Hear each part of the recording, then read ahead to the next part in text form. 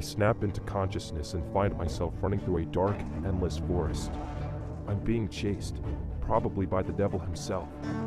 I haven't seen him yet, but I know he's right behind me. I can feel him. My heart is pounding against my temple. I feel stitches all over my chest already. I can barely see in front of me, but I have to keep moving. Where are you running to? Stay away from me. You are only going in circles, you know. Every path only leads right back to me. Shut up! Stay back!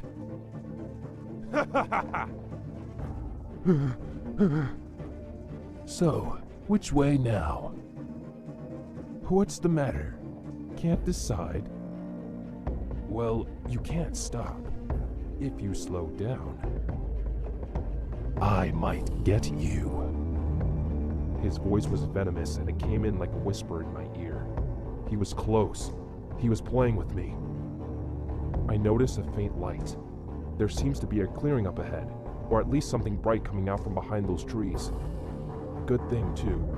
The cramps in my abdomen are getting unbearable, and I'm nearly out of breath. The trees part before me to reveal.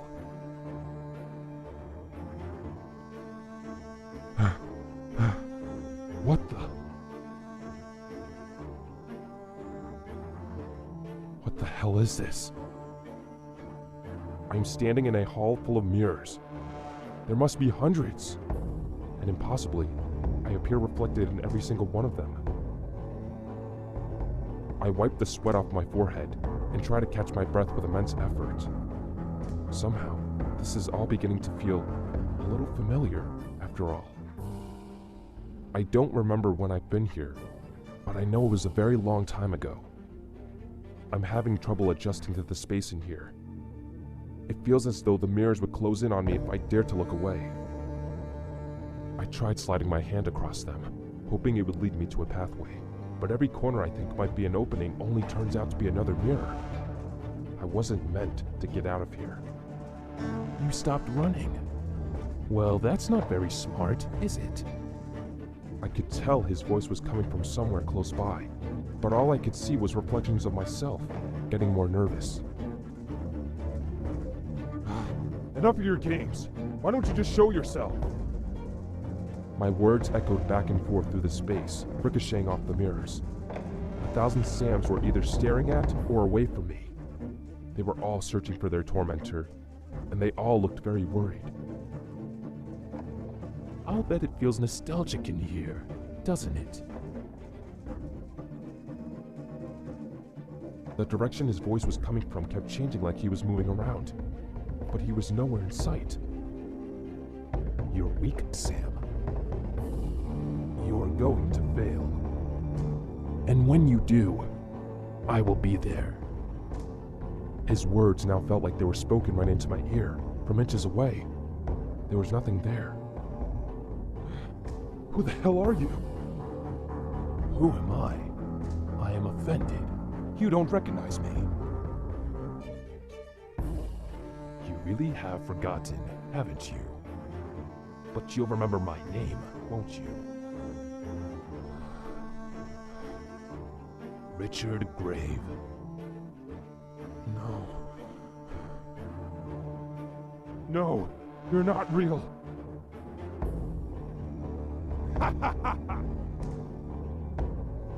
Not real. And you think you are.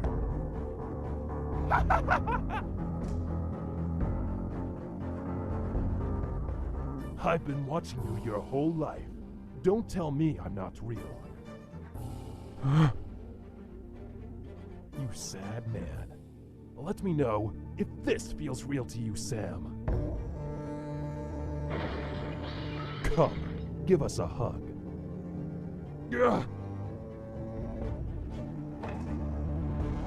His arms broke through the mirror in front of me, sending shards of glass flying all around. Before I knew it, his hands were locked around my neck like a vice. I was helpless. I couldn't remove them. I was suffocating. You'll remember me next time, won't you?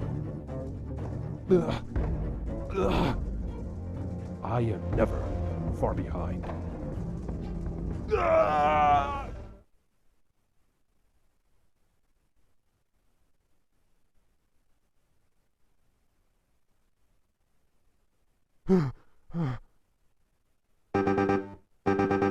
I sit up in bed. It's 6 a.m. The alarm is blaring through my room. I shut it off with an involuntary flick of the hand, then drop back down and rest a minute, thinking. I'm not what you would call well rested this morning. I wish I could say this was unusual, but it isn't. Something isn't quite right in my head.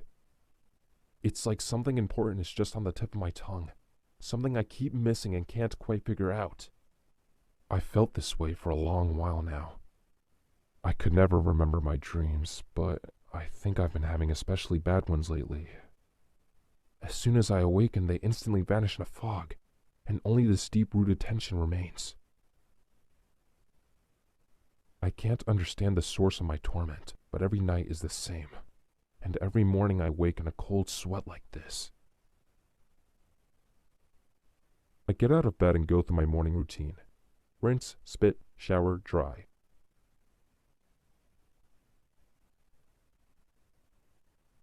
I put on a fresh outfit and take a look at myself. Sometimes I feel like I'm looking at a stranger in the mirror. I feel myself melting through the floors and become absorbed by them. Inanimate. Something to be used. Walked on. Not a person. At least not a whole one. Pieces are missing. Some I lost and are gone forever. Some I'll never even know should be there. Is this all just from the stress of being overworked, or is it something else? My name is Sam Nichols, defense attorney at Klein & Associates. I may as well ruin the surprise. I am the sole associate still working with the firm. We took several large losses at no small expense, one after the other. I stayed. Call me sympathetic. My boss, Harry Klein, has been an important mentor to me my entire adult life. He's an attorney, but he is not a shark. He's one of the rare good ones. I couldn't stand back and watch everything he's worked for burn to the ground. We have one last big case the outcome of everything may hinge on. There is no room for failure now. So get it together, Sam.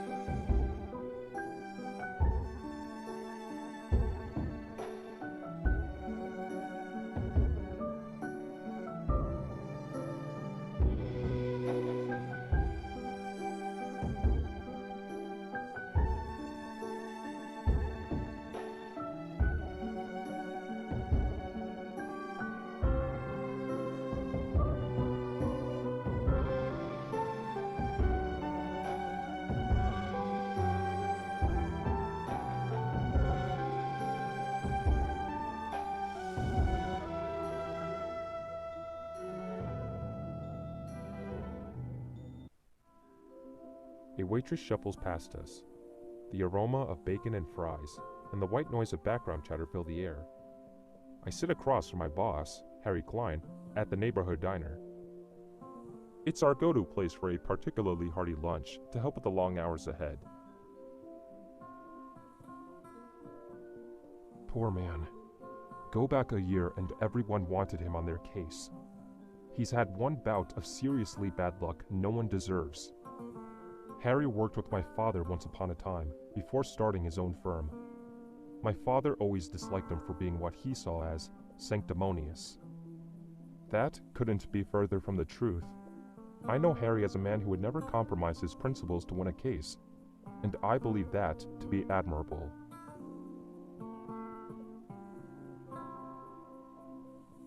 Harry seems worn out.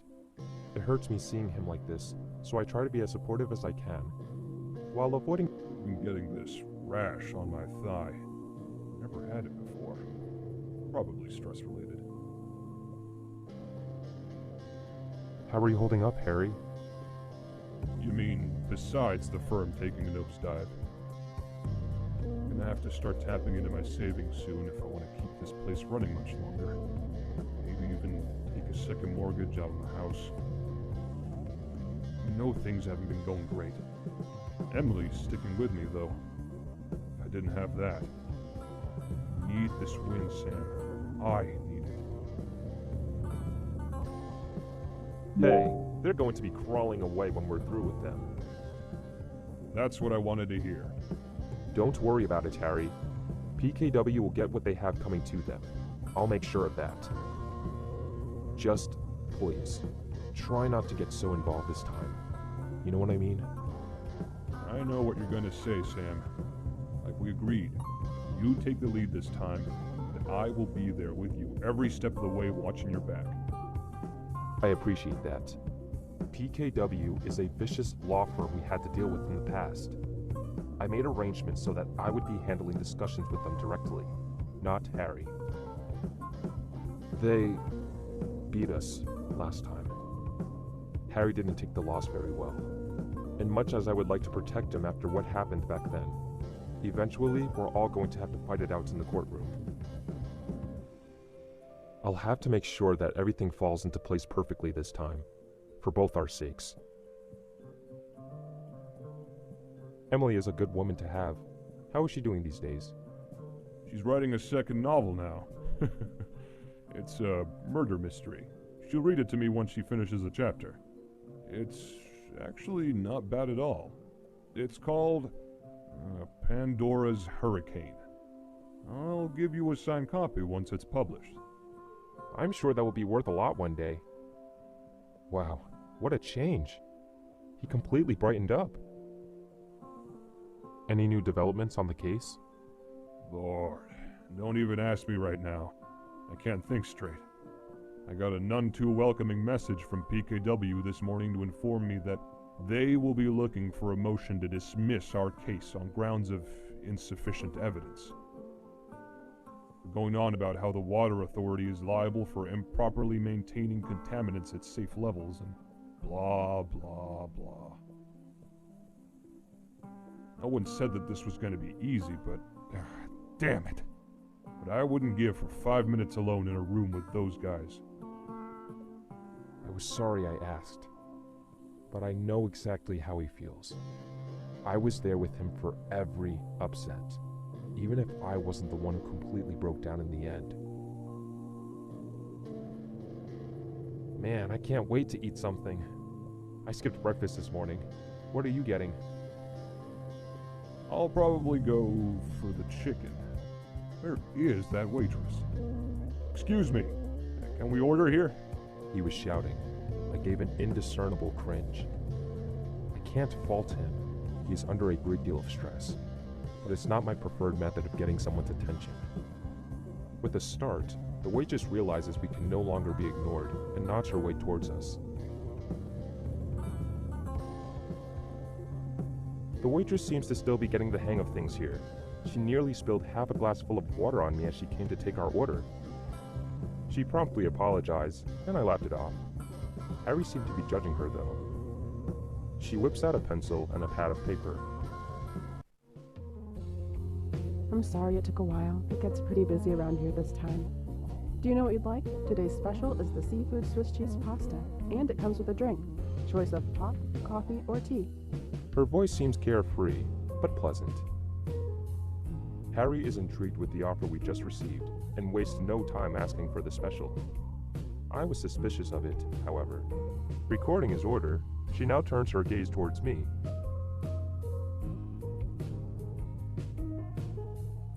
She looks a little distracted. I would guess she's around my age, no more than a few years younger. There really is something familiar about her. Maybe she's related to someone I know. She is quite attractive, and with her dyed hair has that artsy hipster thing going. I wouldn't really know what to call it. I suspect she was suppressing an underlying attitude to make a good impression. You could say it's just my imagination, but I am an expert at reading people. Her hair was dyed a deep purple with hints of cobalt. I take a customary glance at the menu. I'm well acquainted with there's an adequate burger, a spicy chicken sandwich. There's always the vegetarian option if you don't want to feel overly stuffed, and that rotating daily special.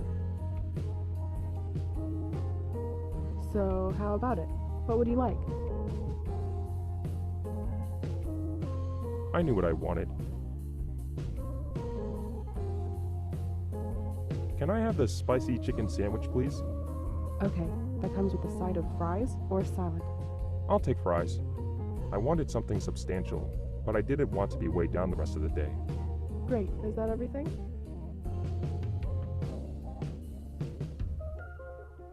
May I ask what your name is? It's Allie.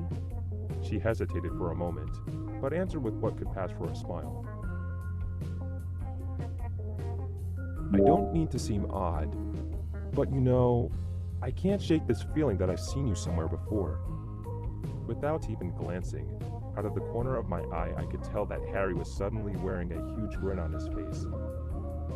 The waitress looked at me, seemingly indecisive about whether or not to be annoyed with my remark, or how else to take it. I never heard that one before. Alright, I guess that's a fair point. Maybe I'm wrong, but I could have sworn. I trailed off casually and hoped she'd forget this part of our encounter. Is that everything? My name is Sam Nichols. Man, I had the craziest workout this morning. I must have pulled every muscle in my body. She looked to Harry, expecting he would reply. I guess it wasn't clear enough that it was her I was talking to. Do you work out? Oh, you were speaking to me. I would rather go rollerblading if I had the time for it. Ah, it's been a while since I've done that. Mm-hmm. Is that everything? That's all, thank you. Okay, it'll be just a few minutes. Smooth, buddy. Real smooth. He seems to be chuckling to himself. You gotta love old Louis Armstrong, one of the greatest jazz musicians who's ever lived. His music defines an era and takes you back to simpler times.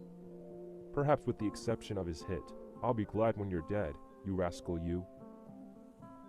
It was the king himself, the rock and roll god, one of the most iconic personas to ever come from our country. Said it has more of an impact in the evening time, when the marquee bulbs go on. The kitchen was busy.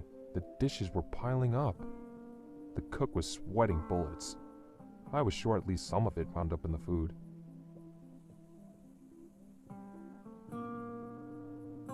Poor man. Go back a year and everyone wanted him on their case. Harry worked with my father once upon a time, before starting his own firm. That couldn't be further from the truth. Harry seems to have perked up a little now that we knew our food was on the way. I was getting pretty hungry myself.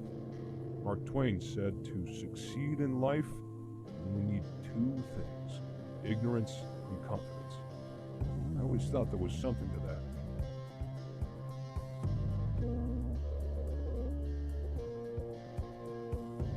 What do you think of our waitress?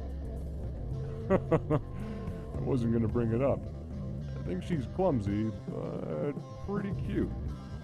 Might chat her up if I were your age, or single. That's not what I was doing. She really just looked familiar to me.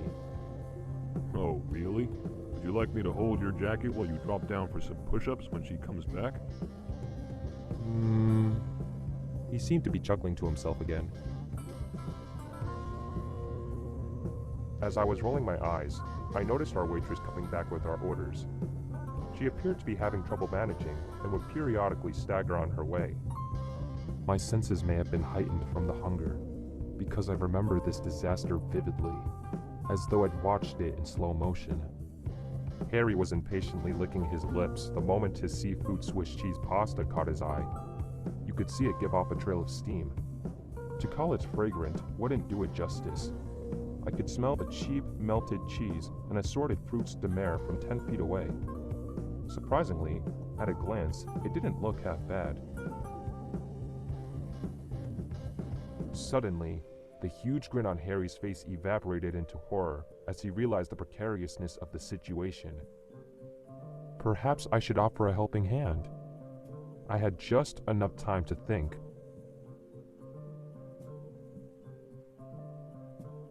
Before watching the plate of pasta slip out of the waitress's grasp as she finally managed to regain her balance. The horror spread to the waitress's face, and mine as well. As if entranced, I braced for impact, seeing the floppy strands untangle and briefly dance through the air with the sticky web of cheese and chunks of fish and shrimp before.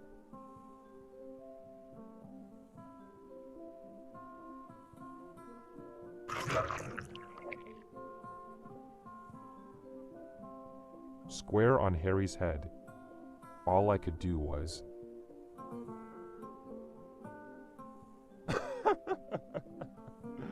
I burst out laughing unconsciously, then forcibly silenced myself, realizing how inappropriate it is. I then watch Harry's face turn red with rage as it takes him a moment to process the events of the last few seconds. The laughter of the kid sitting across from us is the only sound that could be heard in that entire restaurant. His mother promptly scolds him, and he quiets down. Oh my god! I'm so sorry! I'm so sorry! The waitress is absolutely mortified. She throws the plate on the table and proceeds to heroically remove handfuls of hot pasta and seafood off of Harry. Without thinking, she grabs Harry's water and pours it all over his head to help it cool. This only seems to exacerbate the problem, angering him even more as he yells various expletives and storms into the bathroom.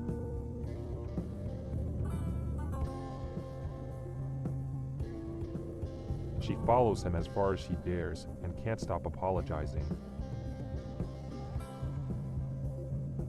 Ellie, get in here. A gruff voice called from the kitchen. The waitress rushes past me, apologizing for being a klutz, with shame and resignation on her face. I feel bad for her. She seemed nice. Of course, I feel bad for Harry too. The guy can't catch a break. I shake my head in disbelief. Miraculously, I somehow remained unscathed in this disaster. After a minute of muffled arguing and berating, the manager comes out to apologize for what happened and personally wipes down the table. He insists our orders are on the house for the rest of the week. I give out a sigh. The whole situation has made me very uncomfortable. Harry must still be washing up when sometime later the waitress makes her way towards the entrance with her belongings. Sorry, again.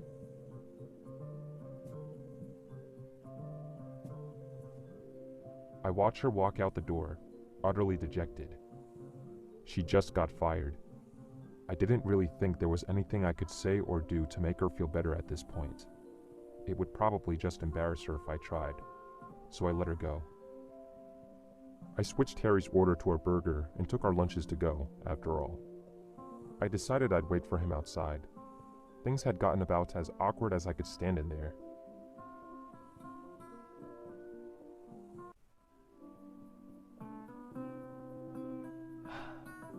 I think I'd rather... Harry finally came out of the bathroom and rushed to meet me outside. Understandably, he could not get away from there soon enough. He did a pretty good job of cleaning himself off. The stuff was never coming out of that shirt, though. Yeah, thanks a lot for laughing at that. A whole pile of good you are, Sam. Sorry about that, Harry. I couldn't help it. It was just really the last thing I expected to happen. Though, given how clumsy she was. Yeah. I got it. You were thinking with your other brain. Man, what a day. Let's just go back to the office and never speak of this again. Can you do me this one favor? Speak of what? Don't be afraid of heights. That is not what kills you. What? Did you just say, Harry? I said let's go back to the office. Seafood effing pasta. Ugh. I feel nauseous just thinking about it. He kept shaking his head the whole way as we walked back to the office.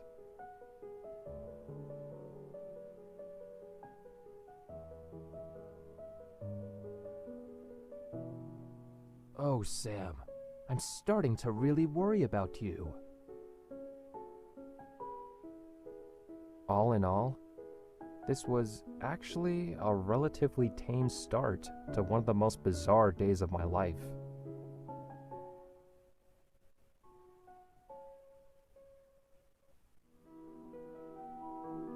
Wait. Is that all? No, that is not all. Where is the action? The drama? Adventure? There is much more. Please, if you like this game, help support our project on Kickstarter. If you come early, I might just give you a good discount.